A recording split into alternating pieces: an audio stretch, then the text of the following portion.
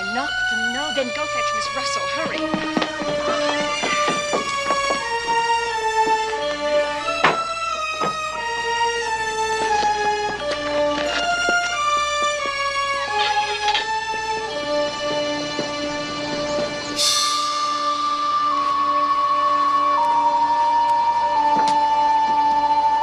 Good morning, Lizzie.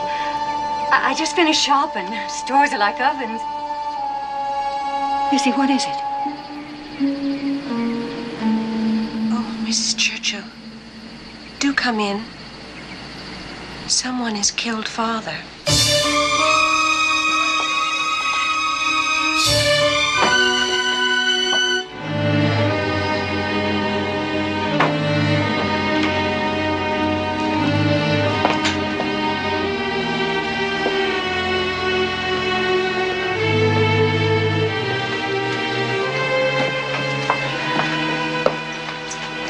Where?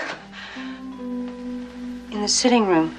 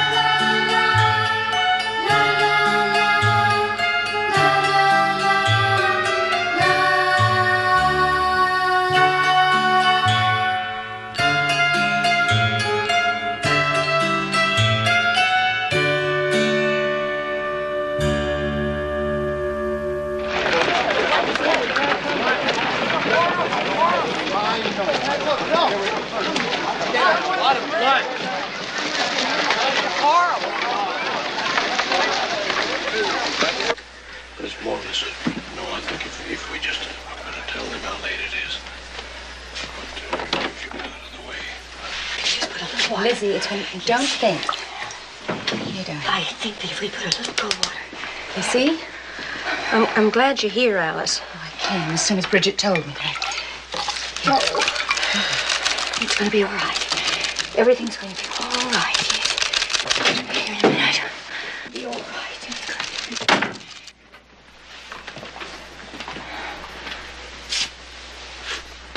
He's been dead less than half an hour. Where's your sister, Lizzie? She's visiting the Brownells in Fairhaven. I'll go at once. Ask my wife to send a telegram. Thank you, Dr. Borden. Lizzie, you must try to rest. Would you like to lie down? Come on, let's go in the parlor.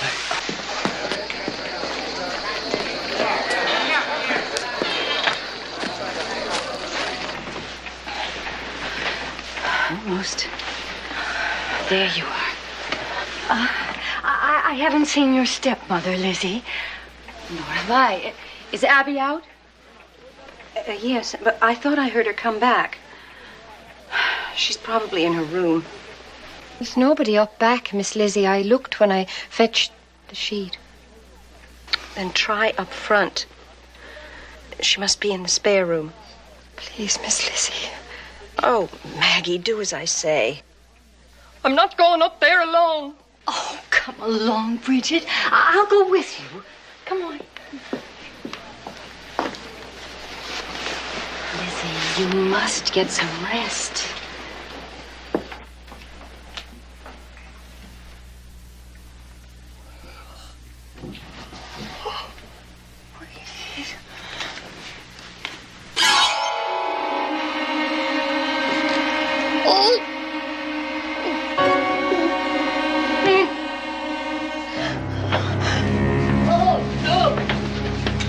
Sending the telegram.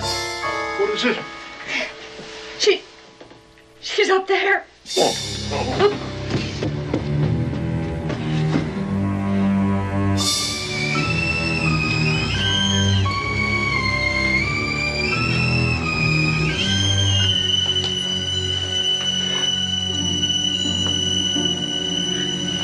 See.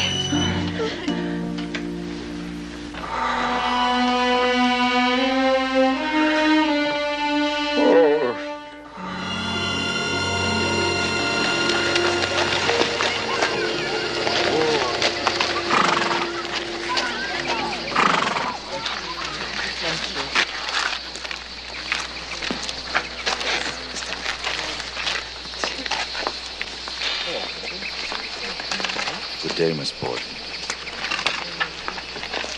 Miss Emma?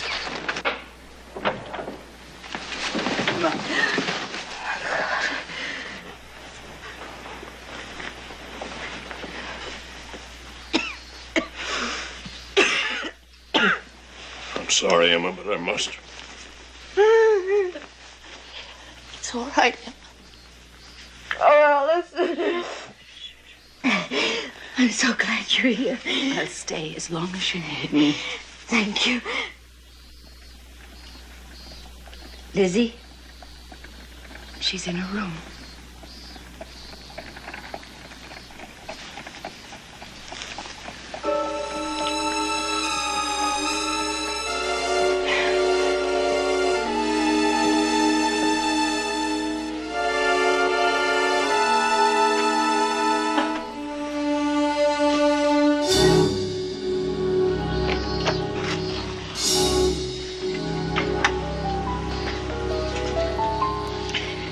Lizzie?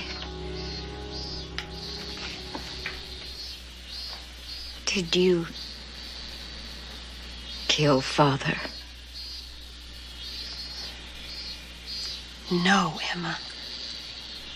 I did not.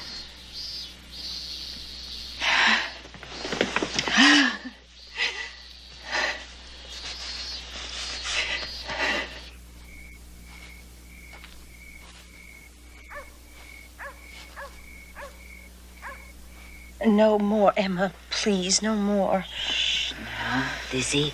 Dr. Bowen says. But I can't think. I can't think. What is that he's giving me? It's just something to quieten your nerves. But I must think. I must. Hush now. Papa. Somebody killed Father. Why? Shh. Why? You must put all of that out of your mind now.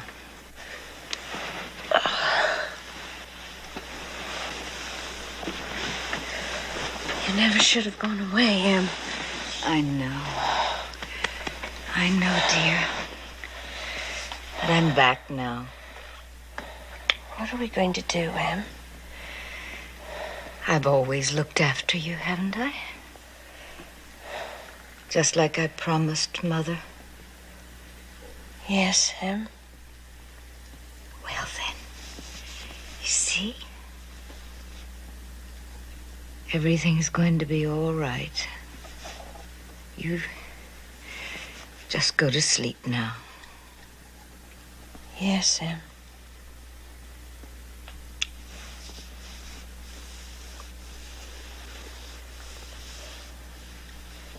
Forgive me, Father, for I have sinned. Holy Mary, Mother of God, pray for us. Holy Mary, Mother of God, pray for us. Holy Mary, Mother of God, pray for us. Oh, dear God in heaven, forgive us our sins. Dear God in heaven, forgive us our sins.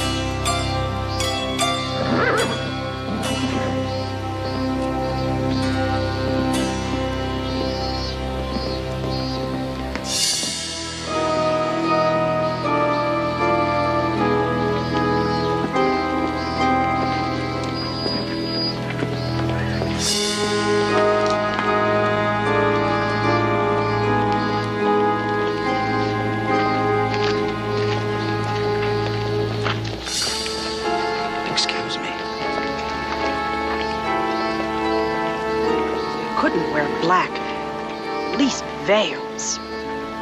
Not even a tear. It was a terrible ordeal.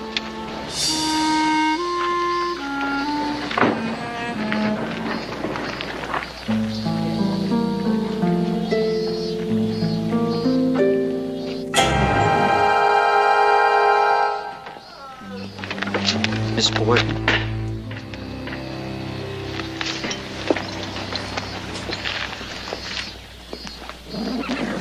A word with you, sir.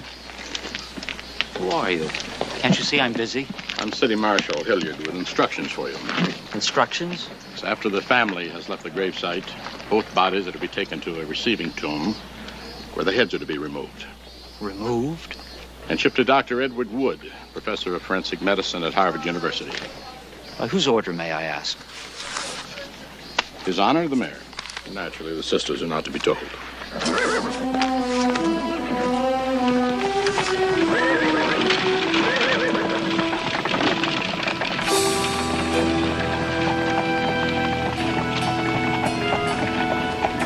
As you were saying, Mr. Mayor. Yes. I have a request to make of the family. Please remain inside the house for a few days. It would be better for all concerned.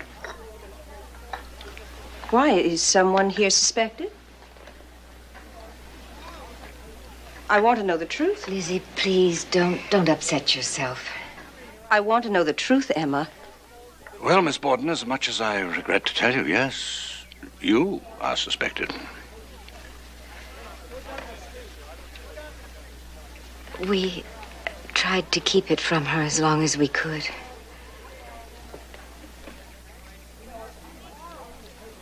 I'm ready to go now. Oh, that won't be necessary.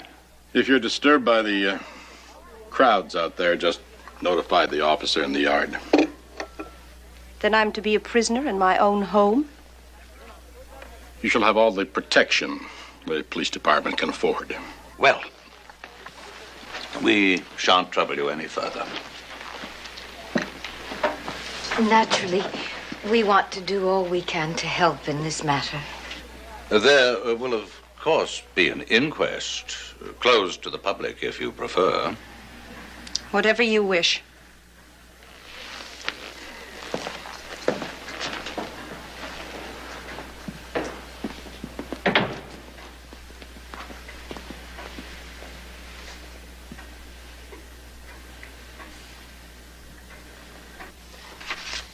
My name is Bridget Sullivan. I'm 26 years old and unmarried. How were you addressed in the Borden household? I was sometimes called Maggie, but only by Miss Emma and Miss Lizzie. How long were you in Mr. Borden's employ? 2 years and 9 months at the time of his death. Did the Bordens keep any other domestic servants? Well, sometimes a young man came from the farm to chop wood, but he hasn't been round since last winter. Then you and Miss Borden were the only persons in the house the morning of the slayings, aside from the victims. Yes, sir. Now, Miss Sullivan, can you describe the events of that morning from the time you arose? Well, it was very hot that day. I felt a sort of a dull headache as I got up. It must have been the mutton broth from the night before. Mutton broth? Yes, sir. We'd had it 5 days running. I see. And was Miss Borden also sick that morning? Not at all. At least she seemed fit enough to me.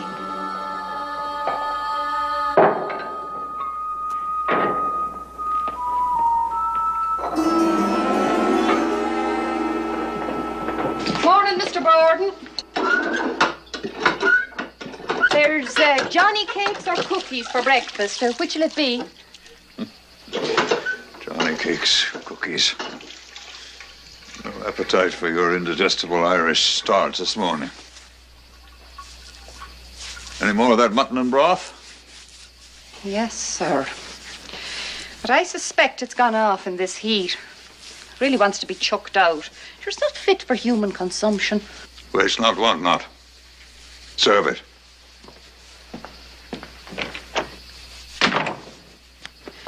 Mean old skinflint. Watch your tongue. I've heard you call him it often enough. Still, it's not your place.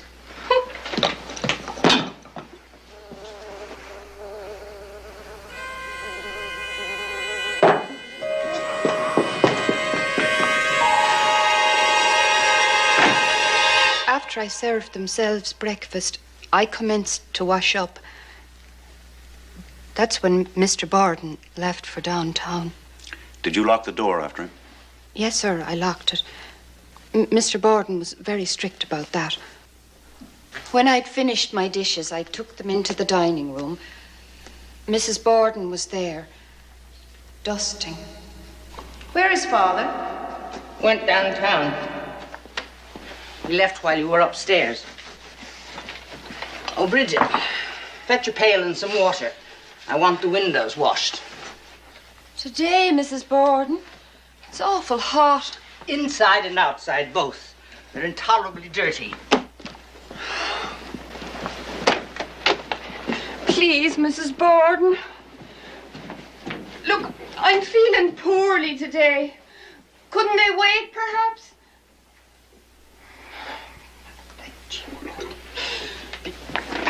Stinking, smelly cow. I went down into the cellar and got a pail and a brush and went outdoors. I started to work on the north side of the house. Maggie? You going to be out there long? Yes, but you needn't lock the door unless you want to. I can get fresh water from the barn. After a while, Mrs. Kelly's girl came to the fence and I went over to talk to her. But then I went back to my work. There's an awful lot of windows in that house and I had to go to the barn 3 or 4 times for fresh water. During all that time, I did not see anybody come to the house until Mr. Borden came home.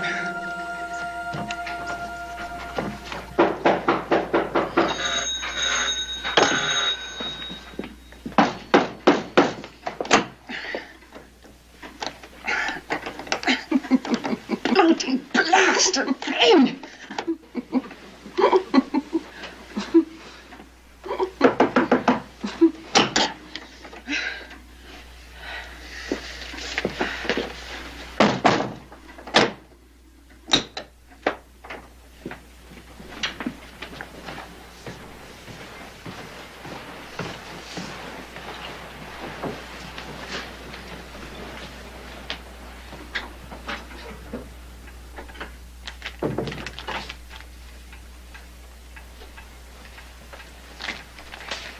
Is there any mail? None for you. Where's Abby? She had a note and went out. Did she say where? Someone in town was sick, I think. Would you like to take a nap before dinner?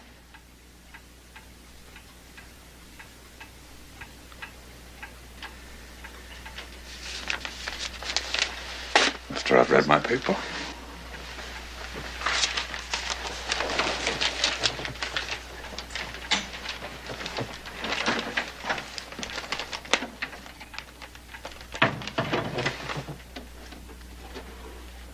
There's a cheap sale of dress goods at Sargent's this afternoon. 8 cents a yard. Aye, I'm going to have some.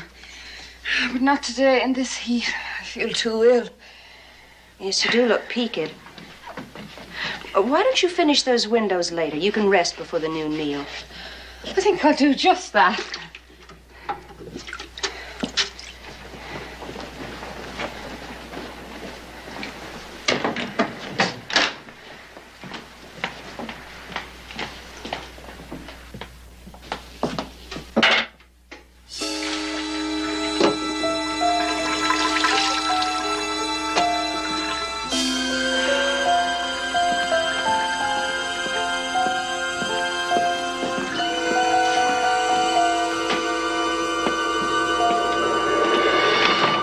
Then I went upstairs to my room and lay down without taking off any of my clothing. I heard the City Hall clock start to strike 11.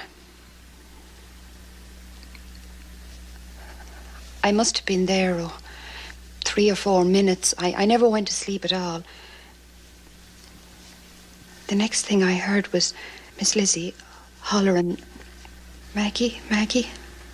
Up to the time Miss Lizzie Borden told her father about a note which purportedly came for her stepmother, had you heard anything about it from anyone?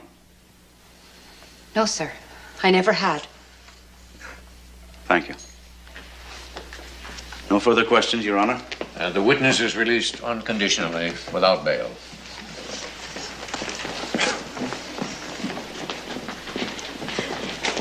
She's leaving us, Lizzie. Lizzie Borden to the stand, please.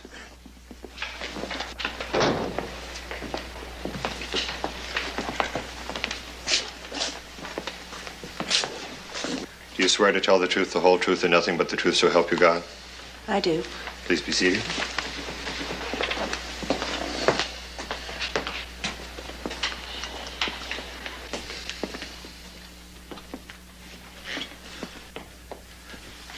You may begin, Mr. District Attorney. Would you please give the court your full name? Lizzie Andrew Borden. Is it Lizzie or Elizabeth? Lizzie. You were so christened?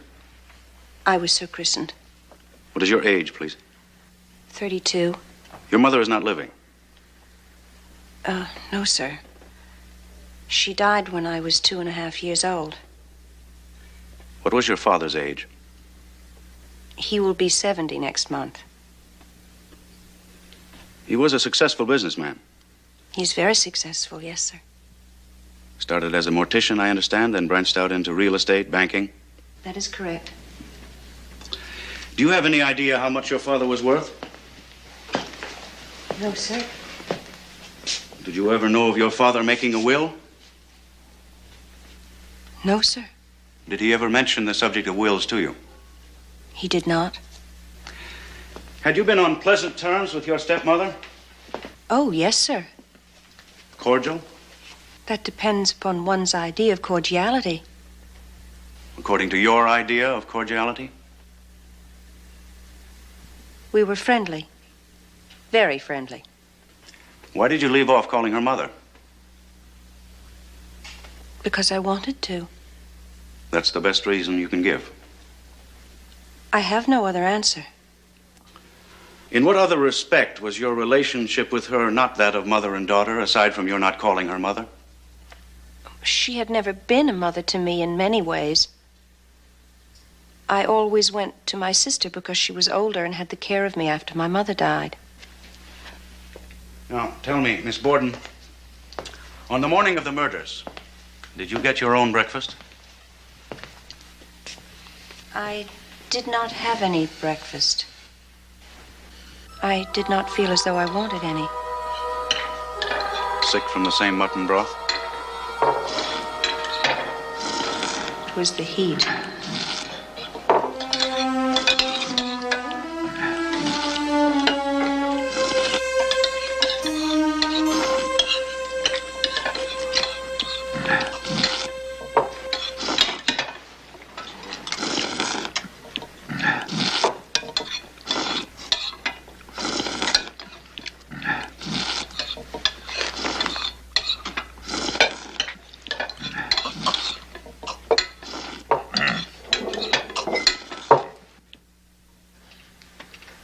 Would you repeat the question? We are trying to establish if you are certain you were upstairs when your father came to the house on his return. I think I was. Now, you remember, Miss Borden, you told me you were downstairs, not upstairs when your father came home. You've forgotten, perhaps? I don't know what I've said. I've answered so many questions, and I'm so confused I don't know one thing from another. I'm telling you as best I know. I have no one to counsel me. There is no need for counsel. This is only a coroner's inquest, not a trial. You may continue, Mr. Knowlton. Which is your recollection now? Were you downstairs or upstairs when the bell rang and your father came home? I think I was downstairs in the kitchen. You think? Miss Borden, we have been over this a dozen times, and each time a new version. Now, how will you have it? I don't know. I don't even know what your name is.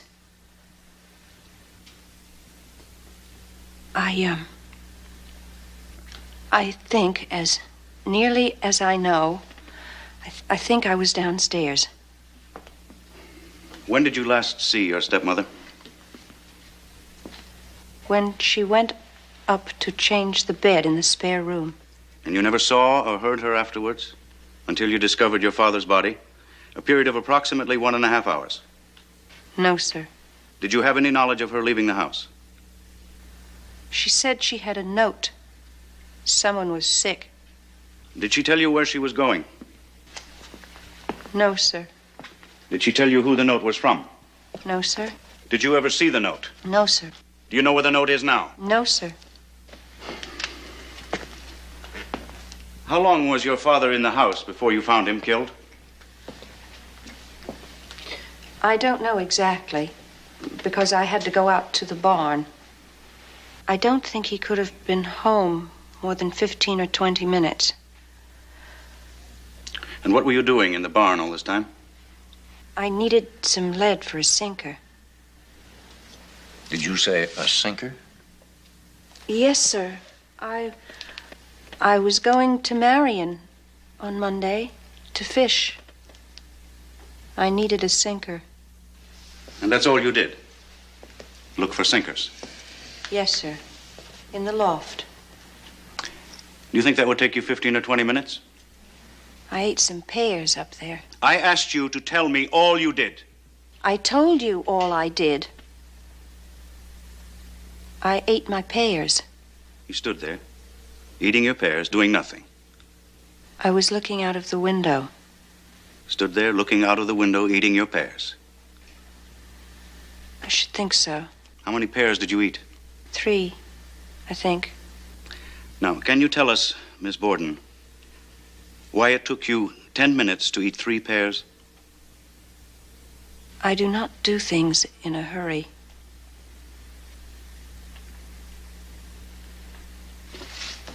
No further questions, Your Honor. It would be a pleasure for this magistrate, and it would doubtless bring much sympathy, if he could say, Lizzie, I judge you probably not guilty, and you may go home. But let us suppose for just a single moment that this is a man before me. Suppose it was a man who was found in the vicinity of the murders, and it was he who discovered Mr. Borden's body. Suppose the only account he could give of himself here was unreasonable, contradictory. Would there be any question what would be done with such a man? So painful as it may be, there is but one thing to be done. It is the judgment of this court that you are found probably guilty, and you are ordered committed to await the action of the Superior Court.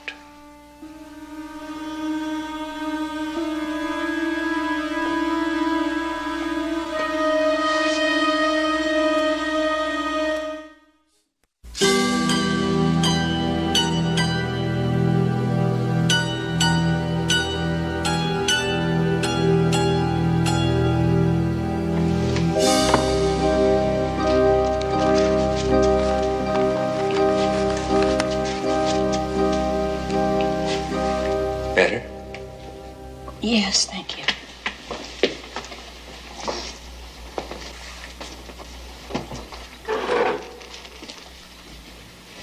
Please forgive me, but I now must ask you a very disturbing question. And I want you to give me a simple yes or no answer.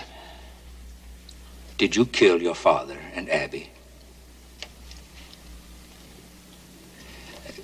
As your family lawyer, I must hear it from your own lips. I'm sorry. I am innocent. That's all I need to know. Now, Mr. Jennings, you must tell me. What can I expect? I'm doing everything in my power to... The truth. You have an obligation to tell me. All right. The worst?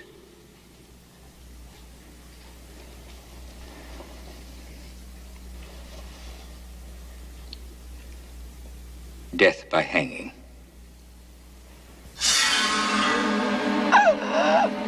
But it needn't come to that.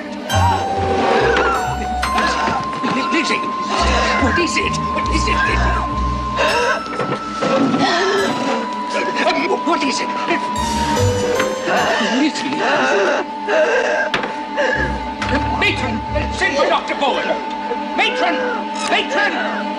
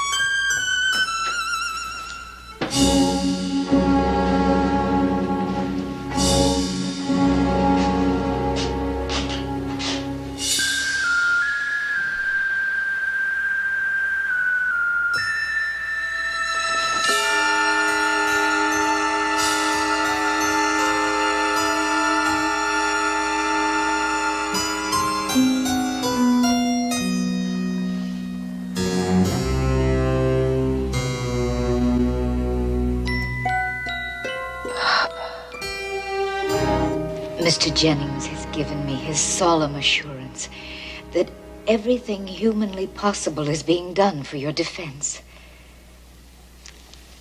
He's finally retained Mr. George Robinson to assist. Must have been all of the newspaper publicity that attracted him. Imagine. Our former governor is going to defend you. Must have cost a pretty penny.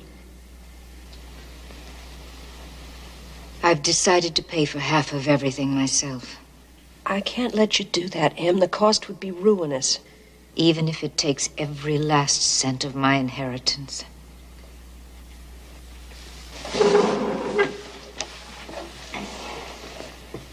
Mr. Jennings said that it might take months to bring me to trial. I don't know if I can stand it in this place that long. I'll be with you, Lizzie. Oh, Em. We're alone now. We have no one. We still have each other.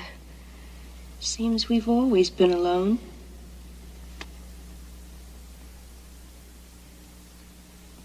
Poor Lizzie. Somehow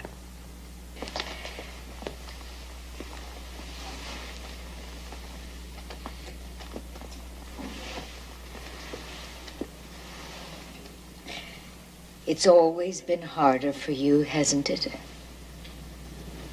Why do they speak so cruelly of me, Em? Who?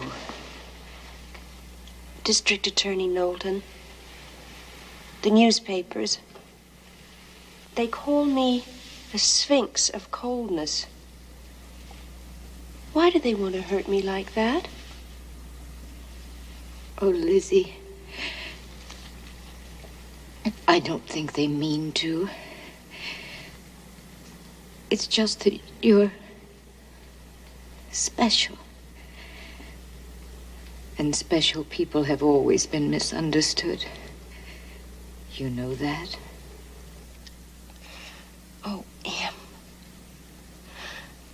I don't want to be special. I know, Lizzie. I know.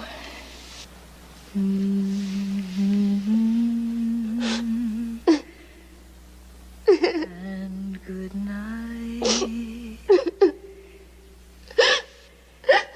May thy slumber be died.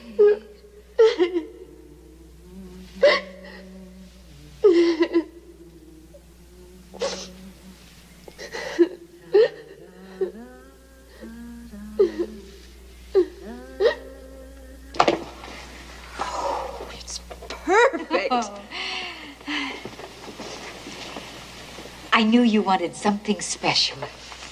We got the whole ensemble? Uh-huh. Read it. Oh, Lizzie, we must have gone over this 100 times. Then we'll go over it 101. Yes. Well, there's your new hat, your navy blue bengaline dress. No. We said the black, remember? The one with the leg of mutton sleeves. Oh, yes, I'm sorry, I forgot. And your little brooch? The one with the posies. Mm-hmm. It's in the top left drawer of my chiffonier. Oh, and don't forget my 6-button black kid gloves. I won't. Mr. Julian Ralph of the New York Sun says he's here for an interview. Oh, gracious, I completely forgot. Give me a moment, will you? You don't mind, do you, Em?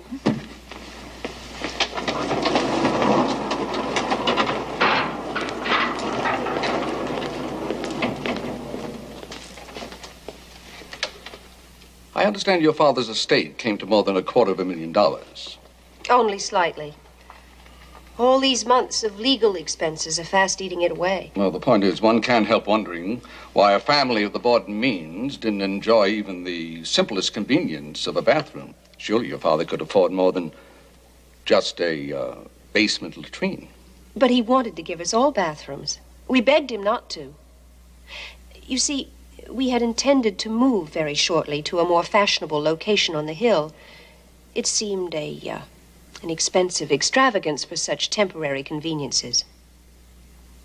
My father was a kind and considerate man, Mr. Ralph. Such stories about him are a vicious slander. You're a most unusual woman, Miss Borden. Difficult to penetrate. What is it like for a lady of your station, of your sensibilities, to be here in prison?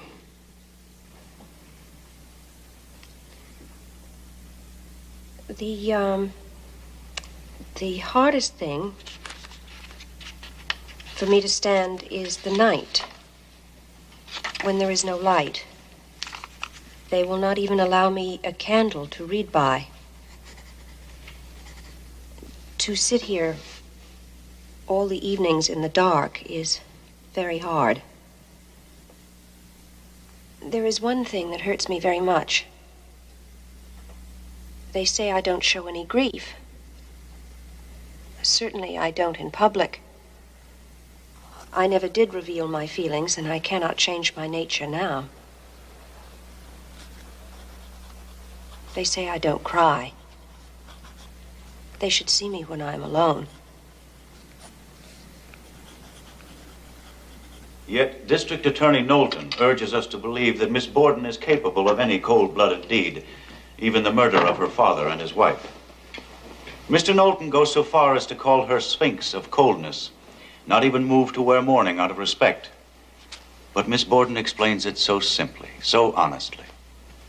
There was not a moment when I could think of such things as hat or dress. Somebody was talking to me all the time about the murders and asking me questions. Now, here's the part that really galls. If people would only do me justice, that is all I ask. But it seems as if every word I utter is distorted and such a false construction placed on it that I am bewildered. There was not a trace of anger in her tone, simply a pitiful expression. Rubbish. Cheap feminist sentimentality. I told you public sentiment would be on her side. Lizzie Borden is the Sunday school teacher, Hosea, A devoted worker for temperance, Christian aid, and foreign missions. She is held in high esteem in this community, very high esteem. Mr. Mayor, that woman is a murderess. I hope you can prove that, Hosea. Oh, we better be on our way. Can't miss the opening session. Coming, Mrs. Knowlton? I'll be along shortly, Your Honor. You two go ahead.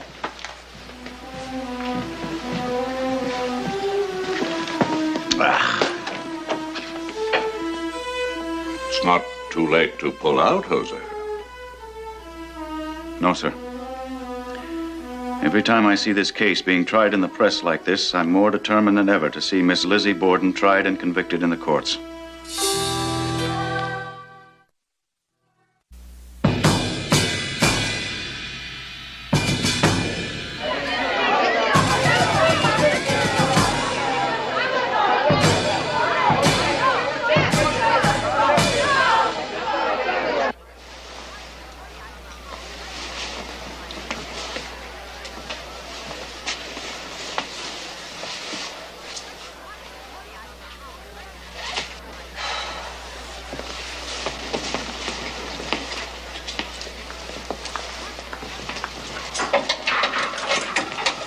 Well, where are they? Oh, Lizzie, the crowds, you cannot imagine. I said the 6-button black gloves. Oh, dear, I'm sorry in my haste. How can you be so witless? Well, I'll go back and Never fetch mind. Never mind, there isn't time. Sometimes I think you actually want to see me hang.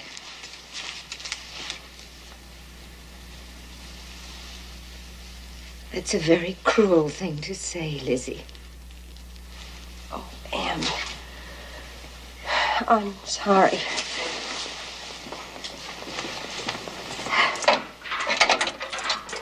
It's time. They'll not wait any longer.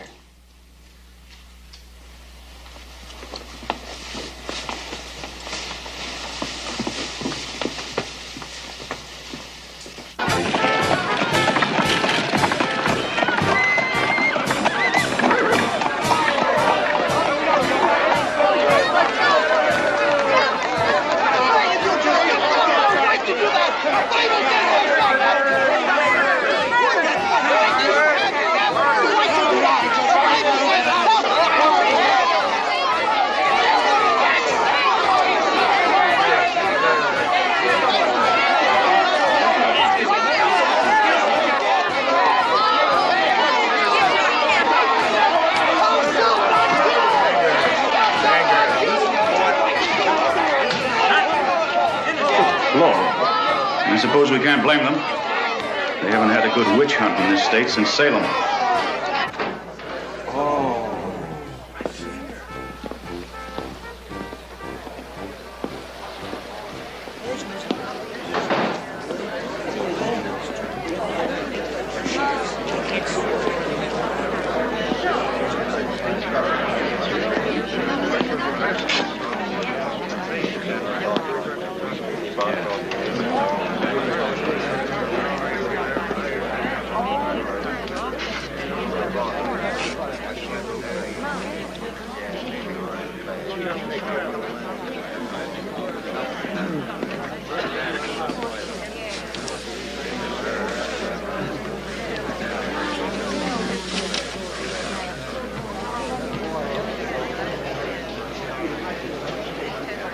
Hear ye, hear ye, hear ye.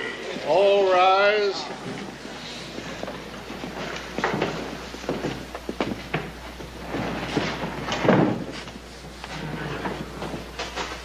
All persons having anything to do before the Honorable Justices Mason, Blodgett, and Dewey of the Superior Court for Criminal Business, now sitting at Bristol, draw near. Give your attention and you shall be heard. God save the Commonwealth of Massachusetts. Be seated. Now tell us, Miss Sullivan, did you ever have any trouble there in the Borden family? No, sir. Pleasant place to live? Yes, sir, I liked it. And for aught you know, they liked you. I suppose so. So you never saw anything out of the way? No, sir. Never saw any conflict in the family? No, sir. Never saw anything in the least, any quarreling or anything of that kind? No, sir.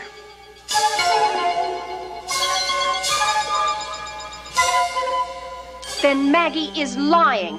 I swear to you, Father, I did not take the money from your desk. That is God's truth. What would she know about the truth? Always making things up, imagining things. Lizzie, till now I have protected you. I have excused you. I've paid your fines. I've prayed for your soul. I've endured the shame and humiliation as a parent and a Christian. But this is the limit, when you steal from your own father. If I did, and I most certainly did not, would it be any wonder? Well, you talk of shame. What of mine when I'm forced to walk down the street year after year in the same old dresses? Oh, listen to her. Spoilt rotten she is. The way we live. Why, we can't even entertain properly. Entertain, indeed. Who would you invite? This house. Lord, how I hate this house. No baths, no modern conveniences. Did you know that we are laughingstocks, Father? It's true. Behind your back, people snigger and call you skinflint. That will be enough.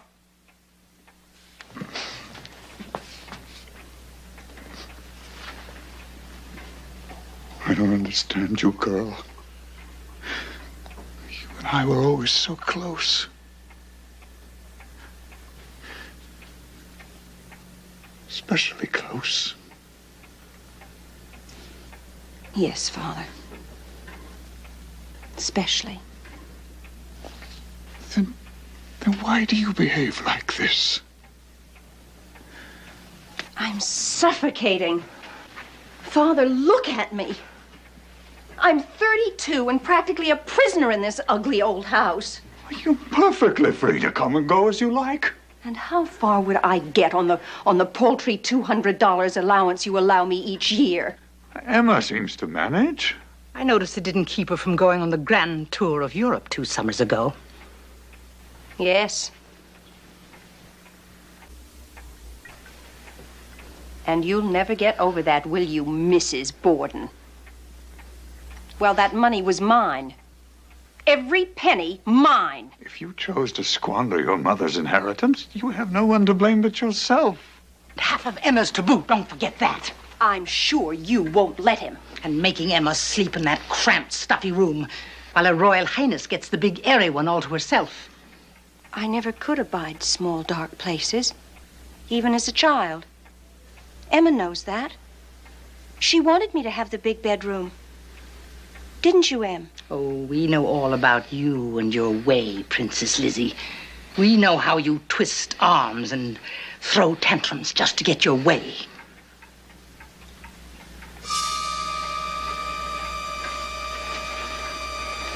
If I were not a lady, I should twist your arm, Mrs. Borden, right out of its socket. I will have no more of this. I have warned you repeatedly, Lizzie.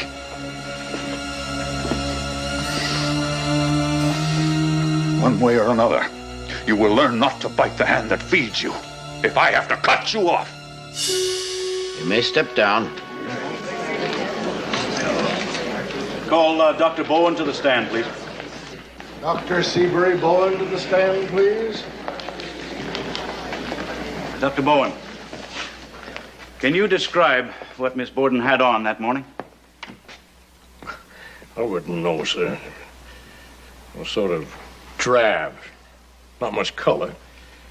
It was sort of a morning calico, I should guess. You say it was drab? I merely mean to say that the dress was Answer the question. If you just wait a minute. No, answer the question. Did it appear to you to be a drab-colored dress? I am telling you, sir, I don't know. I didn't intend to try to describe a woman's dress at the inquest, and I do not intend to now. Well, perhaps you can at least tell us if it was this dress. Your Honors, really? This is the government's own witness. I am merely trying to establish whether or not the witness knows what the accused was wearing minutes after the last murder, and if he, a man of medicine, observed any blood on her. The witness may answer the question. I should think it was not that dress.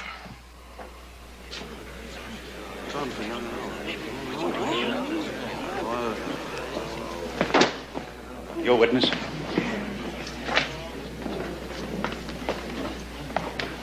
Now, Dr. Borden, going back to the time, shortly after the discovery of the second body, were you summoned to Miss Lizzie's bedside to administer any medicine? Yes, sir. Miss Russell came to fetch me upstairs, and I gave Lizzie a preparation called bromocaffeine to quiet her nervous excitement and her headache. And did you subsequently administer any other medicines of that kind? Yes, sir. Sulfate of morphine. In what doses? 1/8 of a grain. However, I doubled that the next day. And how long did she continue having the morphine? All the time she was in the jailhouse.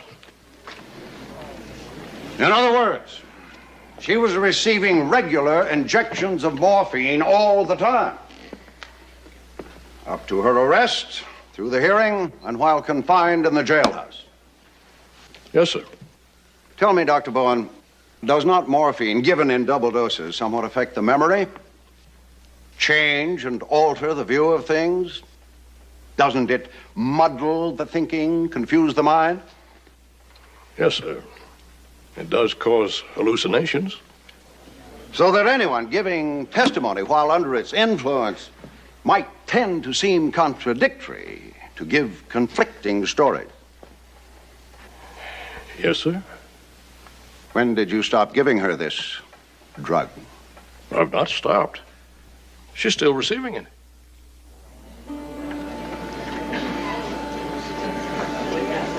Thank you, Dr. Bowen. That will be all. No further questions, Your Honor?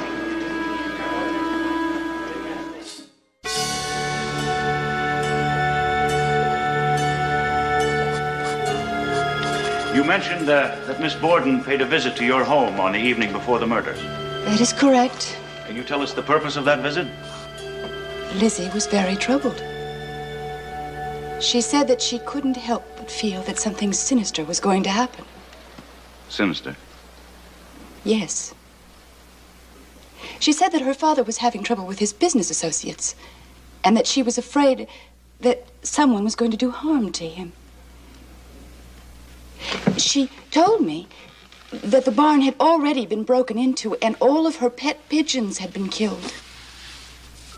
I tried to reassure her that it must have been some of the local boys up to mischief. But Lizzie felt sure that it wasn't.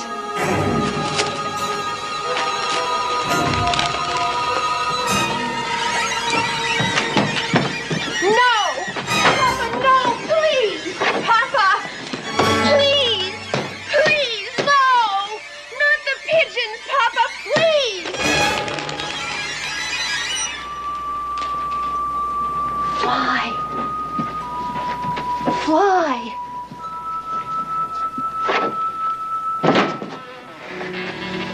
Papa, all those beautiful birds, why? Now let those young whippersnappers try stealing any more of my pigeons and see what they find. But they were mine. Yours? Let me remind you, girl, everything on this place belongs to me. What's mine is mine.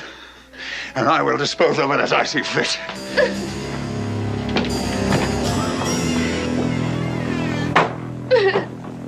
Papa, they were mine.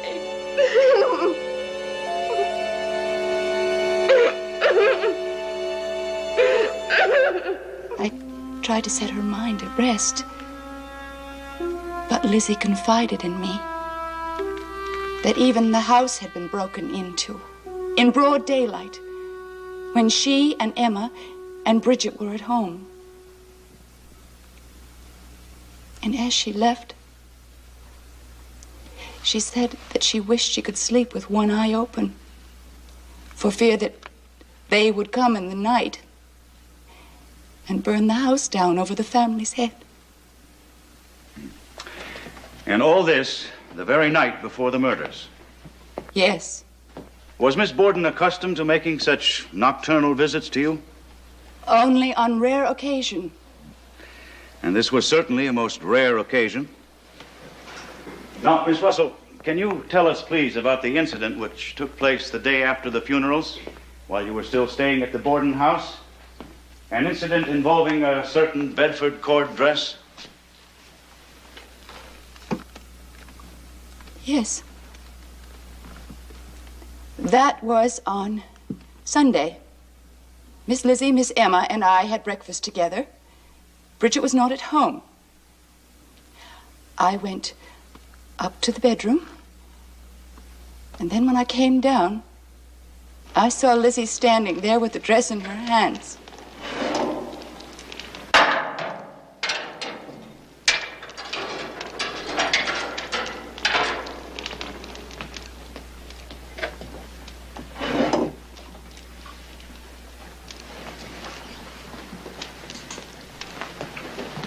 Lizzie, what are you going to do? I'm going to burn this old thing. It's covered with paint. Lizzie, I wouldn't do that where people can see me. In broad daylight. Lizzie, there's a policeman in the yard.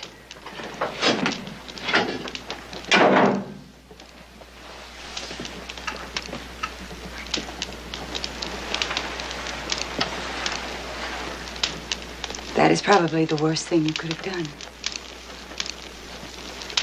What if they ask us about that dress? Why did you let me do it? Why didn't you tell me?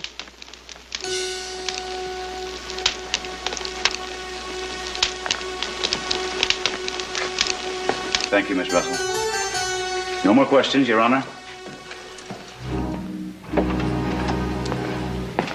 Your witness?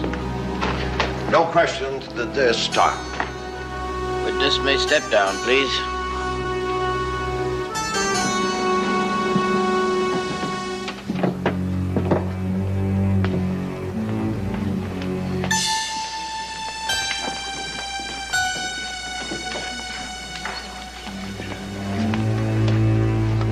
The woman's a fool. She needn't have testified to that. She is a Christian woman, sir. It is the truth. Nonetheless, my dear, we shall nip this in the bud at once. Fear not. May it please your honors, at this time we should like to recall the dressmaker, Mrs. Mary Raymond. Mary Raymond to the stand. Yes. I made a Bedford cord dress for Lizzie in about April of last year. Now, Mrs. Raymond, will you please tell the court what became of that dress on the very day that you completed the final fitting at Miss Borden's home? Why, yes. The men were painting the upstairs hall and landing. When Lizzie rushed out to show her new dress to her sister, she brushed against the fresh paint. The dress was ruined, of course. Of course. No further questions, thank you.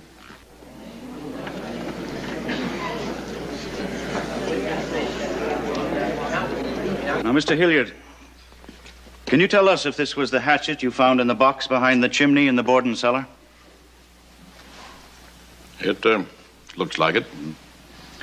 The handle was broken like this? Yes, sir. Broken up close like that. Mm-hmm. Did you observe anything peculiar about the break in the handle at that time? I did. It was a fresh break, a new break. Thank you. No more questions, Your Honor.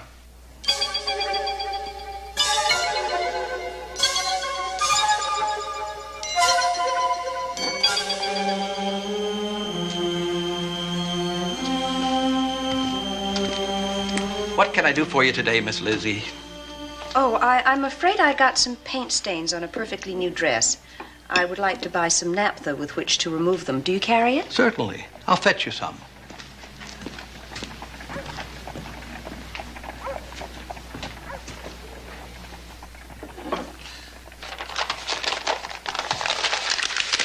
I imagine a pint will do. Oh, yes, that's perfect. Thank you. Please send the bill. Mm-hmm. Good day. Good day. Miss Borden took something. What? I couldn't quite see, but I'm sure she took something. Doesn't matter. Why didn't you stop her? No need. Old man Borden always pays. Told all the merchants up and down the street to tack a little something onto the bill whenever it happens.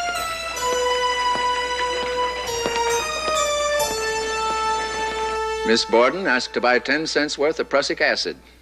Naturally, I informed her we did not sell prussic acid unless by a physician's prescription. And what did she say to that? She said she'd bought it several times before. So I says, well, my good lady, not from me. Prussic acid is a very dangerous thing to handle. Mm-hmm. Did she tell you why she wanted such a lethal poison? I understood her to say she wanted to clean a sealskin cape.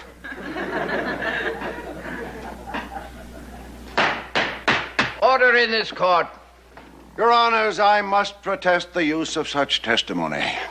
As part of the defendant's inquest testimony, it is perfectly admissible. I am trying to prove prior intent. Your Honors, may we have a ruling on the admissibility of my client's testimony at the inquest? It was taken at a time when she was under arrest and denied counsel.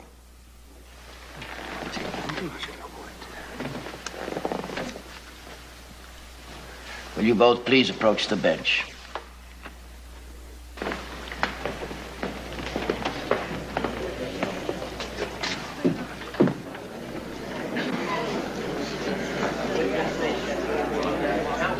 Inadmissible. Every bit of her inquest testimony inadmissible because that fool Judge Blaisdell denied her proper counsel. Terrible blow. Terrible. I built my entire case on her inquest testimony. Now I've got nothing. What about Miss Russell's testimony? That was most damaging. Wasn't it odd that she should come forward on her own like that? Yes, her conscience was troubling her, my dear. Seems she neglected to mention the dress burning incident when the police first questioned her. Great stroke of luck. Personally, I don't believe it was that dress. Lizzie Borden wouldn't have been such a fool. Which leaves me still wondering, what did she wear? Nonetheless, I'm sure that the case you've made so far will stand on its own merits, Hosea. Not if Robinson keeps getting our witnesses to discredit their own testimony. He's a shrewd devil, our ex-governor. I trust you have more cards up your sleeve, Hosea. I needn't remind you how much is at stake here. No. One, perhaps. And it had better be a trump card.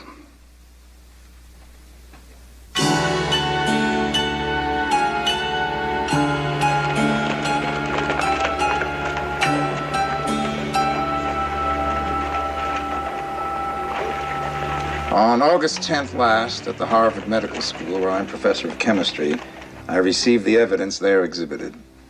Briefly, Dr. Wood, can you tell us the results of your examinations? The hair on that hatchet, for example? It did not match the samples of hair from either victim. It is animal hair, probably cow's hair. And what about this dress? Did you not find minute traces of blood on the skirts? Yes, but certainly not from either of the victims. Well, how do you explain that? They are undoubtedly menstrual blood from the defendant herself.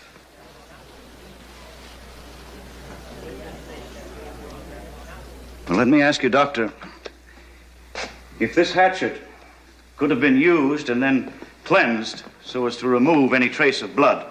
No, not by a quick washing, as you've suggested, and it would be nearly impossible to wash blood off that broken end. This is dreadful. There was no time to go over Dr. Wood's testimony. He just got in from Boston an hour ago. No more questions? Your witness? In other words, Dr. Wood, assuming the assailant wore the same clothing during both murders, he most probably would have been splattered with blood from head to foot. Is that right? In my opinion, yes. And yet every witness has testified that the accused showed no signs whatsoever of blood upon her clothing just moments after the last murder. Thank you, Your Honors. No further questions.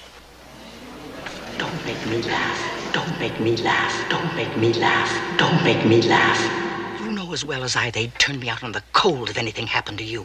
What more can I do? You can draw up another will. Put everything in my name. And let me see to their needs. It's little enough to grant your poor defenseless widow. Don't rush things, woman. I'm not dead yet. I'll not be turned out into the streets to starve like a stray dog. She could live off her own fat for years. You owe me that much. All right, all right. I'll see my lawyer next week. Now, please get some rest. I'll see her dead first. Lizzie, you can spend the rest of your life begging crumbs off that old sow. Not I. Lizzie, please. You always frighten me when you get like this. He must never make a new will.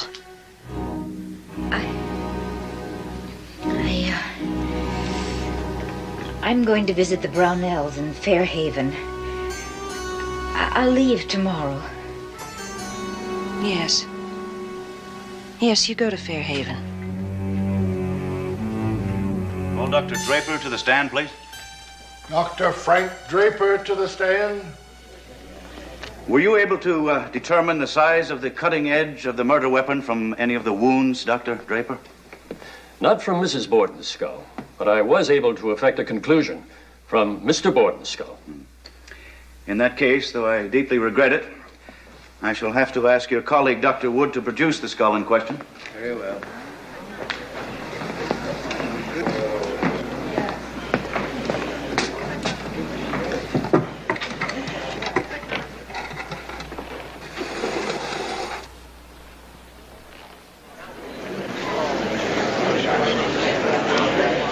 Now, Dr. Draper, if you will please try to fit that hatchet into the wound.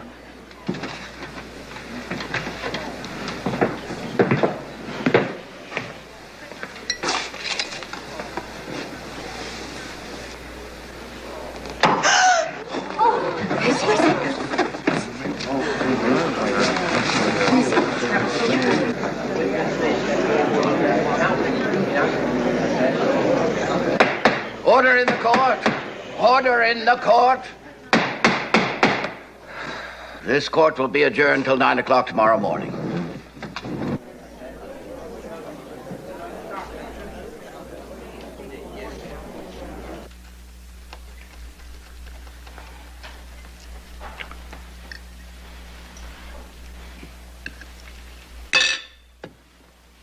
My dear, I have told you repeatedly I have no stomach for undercooked meat. Let me get you something else. Oh, never mind. I've lost my appetite anyway. Just some coffee.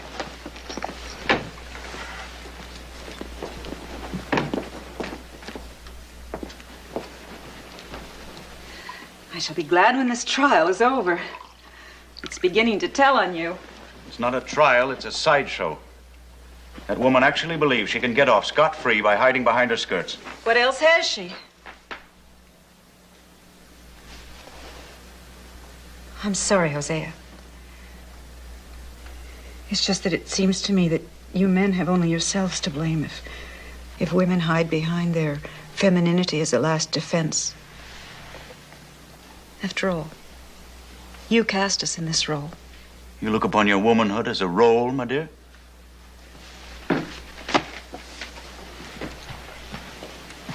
It's not always a convenient part to play. I've never heard you talk like this. Next, you'll be asking for the vote. I gather you sympathize with this murderess. She has not as yet been found guilty, Hosea. But you do sympathize with her. Certainly not with her deeds. But perhaps with her motives. Her motives? Now, what would you know about her motives? I should think a great deal, Hosea. You have no idea how unbearably heavy these skirts can be at times.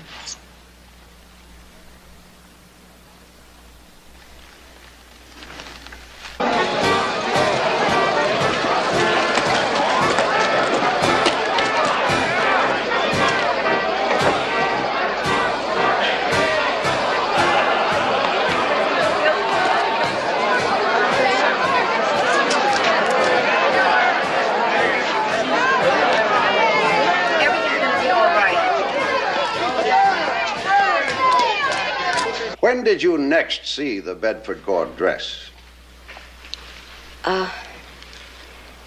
Sunday morning. I was washing dishes and I turned and saw my sister Lizzie at the stove.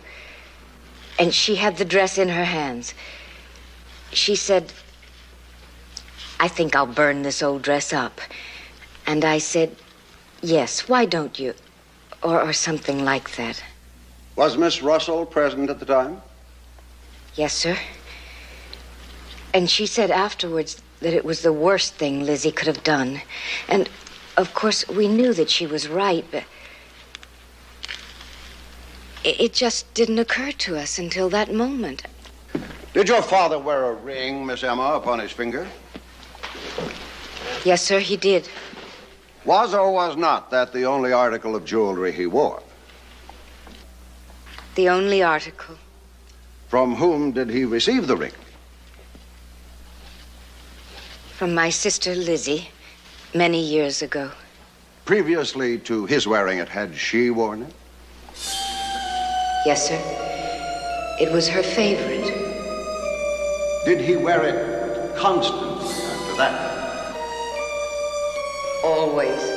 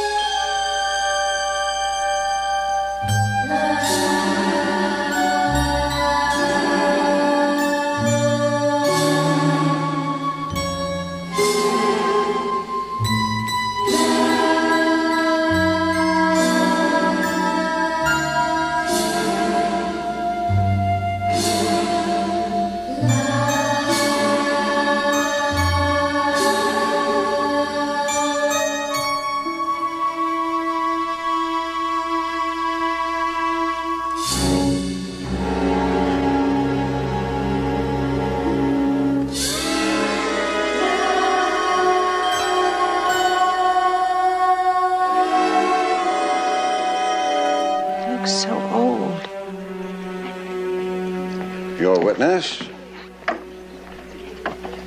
Were the relations between you and Lizzie and your stepmother cordial? Between my sister and Mrs. Borden, they were. When did she cease calling her mother? I don't remember, but it was some time ago. But prior to that, she had called her mother? Yes, sir. From childhood.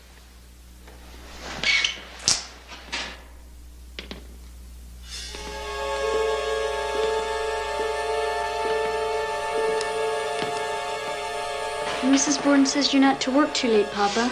Oh, I should call her mother, Lizzie. She's not my mother. My mother's dead.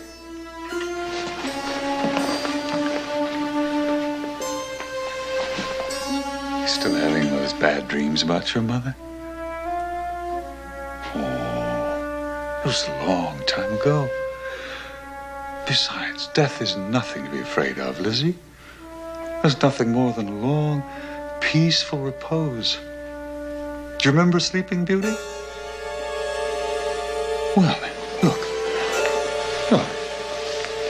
You see how serene she looks? Feel. In the flushes. Smooth and cool to the touch.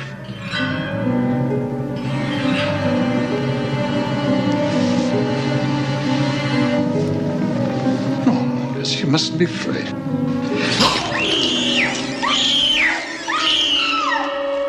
of the jury, let me remind you of those touching words. The eyes that cannot weep are the saddest eyes of all.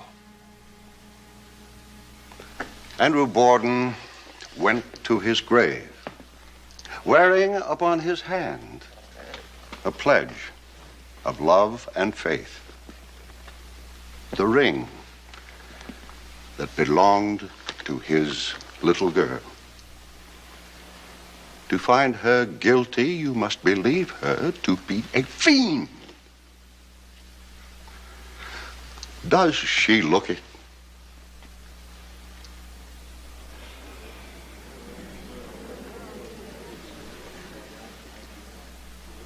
Lizzie Andrew Borden.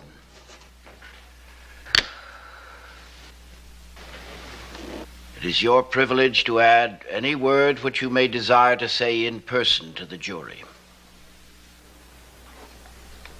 I am innocent. I leave it to my counsel to speak for me.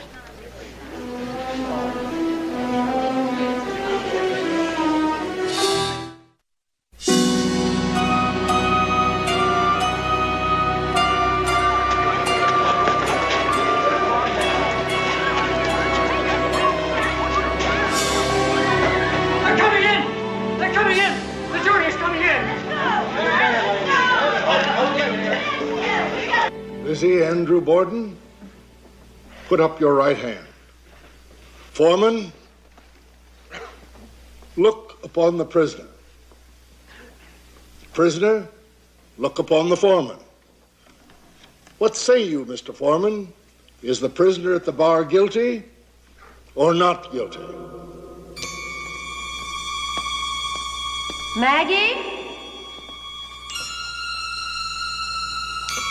You going to be out there long? Yes, but you needn't lock the door unless you want to. I can get fresh water from the barn.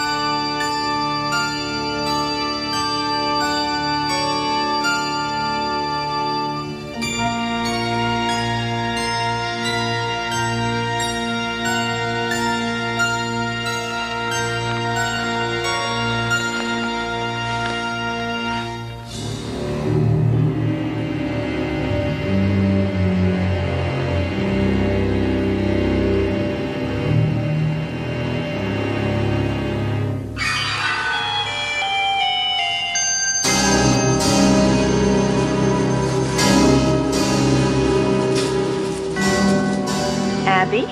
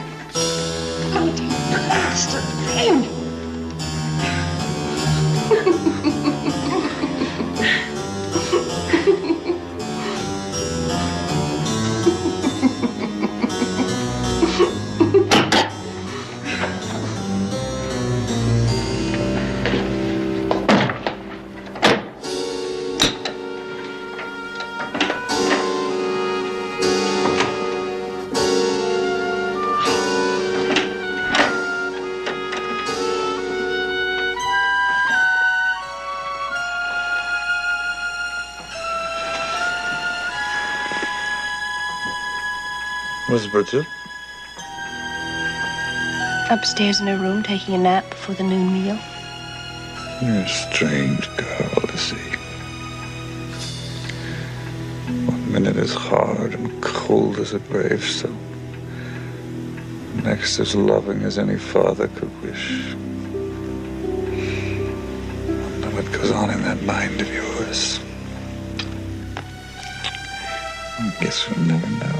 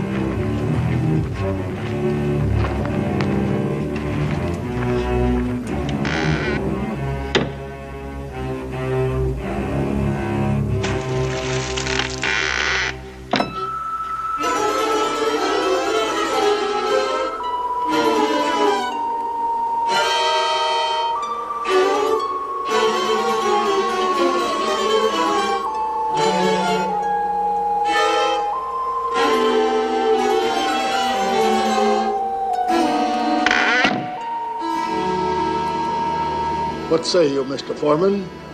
Is the prisoner at the bar guilty or not guilty?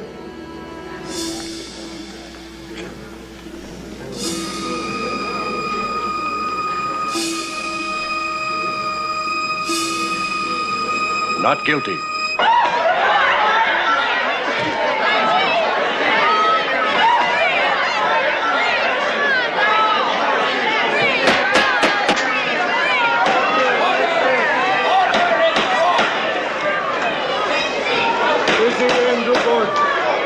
Lizzie Andrew Borden, the court orders that you be discharged of this indictment and go thereof without delay. Emma!